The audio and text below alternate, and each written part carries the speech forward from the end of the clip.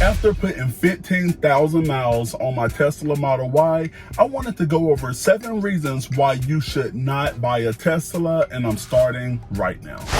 So the first reason that I want to share with you why you should not buy a Tesla is because this car uses absolutely no gas. So if you're not putting gas in your car, you are not supporting the big oil companies and the CEOs and the executives, because Shell made $19.3 billion in 2021. Let me say that again, 19.3 billion with a B in profit in 2021. That's not how much money that they brought in. That's how much money they kept after they paid out their money. And the top 5 oil companies raked in $35 billion in the first quarter, not even for the whole year, just the first 3 months in 2021. Whenever you buy a Tesla, you are chopping into their profit margins. So the CEOs and those big executives, they can't have their luxury yachts and items and planes and just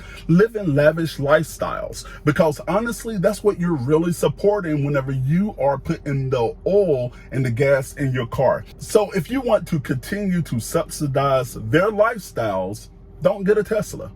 And the second reason that I would say not to buy a Tesla, because this car has no maintenance schedule. So I don't have to worry about oil changes, timing belt changes, putting in Freon and all of that good stuff, the coolant, spark plugs. All of that stuff right now for me is history. So whenever you purchase a Tesla, that is not only affecting, again, the oil companies, those big car dealerships as well.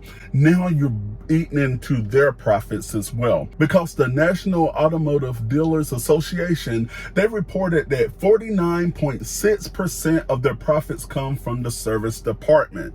So that is a big chunk that they rely on for you to just come back into the dealership in order to have your car serviced. Yes, Tesla, they also have service, but it's not a routine service. And a lot of the time so far that I took this car in for service, it was considered a goodwill service, that it was free of charge. And Ford Motor Company built about $18 billion, yes, that's billion with a B, in profits in 2021. And that's only coming from one company alone. And just think about that. If nearly half of the profits that they bring in is through service, and if Ford brought in $18 billion in profit, roughly about $9 billion that they made in 1 year just in service alone. So if you don't want to break in their profits, don't get a Tesla. So the third reason why I say not to get a Tesla is because of the sensory mode on the car.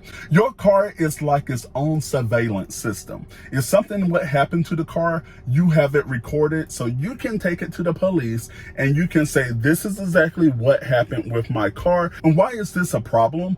Because the fact is that now there's no need for all of these investigations, the detective work and all this. So you might be putting a detective out of a job. I guess we should just ban the internet to keep the libraries open. And you can also see live footage of your car right from your phone. And if there's an event that's happening around your car, your phone can actually alert you in real time, and you can talk to the person or talk around your car, blow the horn, flash the lights in order to scare off the intruder. And your car will actually tell them on the screen, like, hey, you're being recorded. So it really cuts down on the crime level around your car as well. Not to mention that the Tesla is the dumbest car that a criminal would try to steal, because it has live GPS tracking. So if you want someone to continue for weeks in order for detectives to conduct their investigations, don't get a Tesla. And the fourth reason that I say why you shouldn't get a Tesla is because it's so convenient. Tesla makes owning a Tesla so convenient that it's like it's making society lazy or something. Because with a Tesla, you can actually get on the road, set the autopilot, and the car will keep itself in its lane. Of course, you have to be aware of your surroundings. In taking a road trip, you don't know how much effort it really takes that you are keeping a car center in its lane and pressing the brake and the accelerator. But with a Tesla, it really puts all of that that in the back of your mind, and I can take a road trip and I will arrive at my destination feeling so refreshed. But if you like overworking, being exhausted and tired whenever you reach your destination, don't buy a Tesla. And the fifth reason that I say that you shouldn't buy a Tesla is because of the cabin overheat protection. And the thing is, with a Tesla, your cabin will never get so hot ever again. And the reason why this is problematic, because people need to experience what I experienced as a child, getting into a hot car. We would have that pleather and leather on the seat and metal, and you got that burn. But whenever you get a Tesla, I never have to get into another hot car. The car will automatically kick in after the cabin temperature reach 105 degrees, and not to mention that I can actually adjust my climate from my phone, or there's a dog mode. If you have pets that you want to leave in the car, it will say, hey, my owner will be back. And also you have a keep mode as well, so it will continuously keep the same temperature while you're out of the car. So having a Tesla, you never have to get into another hot car. So if you like getting in hot cars, don't buy a Tesla. And the sixth reason why not to buy a Tesla, because they make it so convenient with phone key. Whenever you purchase a Tesla, you no longer have to carry around that dreaded key. Before purchasing a Tesla, I ran late to work and had elevated stress levels a lot, because whenever I needed to leave the house, I could not find my key.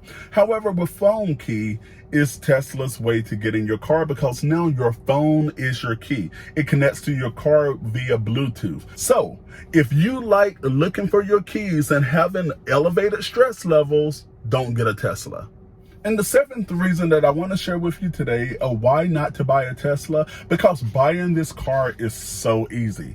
I mean, who doesn't like going to the dealership, waiting 6 and 7 hours, negotiating numbers, haggling prices? The sales representative take your key and they won't give it back until you reach a deal or agreement, and they pressure you into sales. However, with Tesla, it is so easy to purchase this car. It's very convenient. It's very easy. There's no high pressure pitch sales that's happening. You can go on your phone from the convenience of your home, or go into a showroom and purchase a car, and it's 1, 2, 3 steps, 4 steps at most, and it's very easy, straightforward. There's no sales representative running back and forth with a clipboard trying to get you to initial here, having the manager to initial, having... The thing is, if you like the hassle of buying a car, don't buy a Tesla. So ever since taking delivery of my Tesla Model Y, it has by far been the best car that I have ever purchased in my whole life.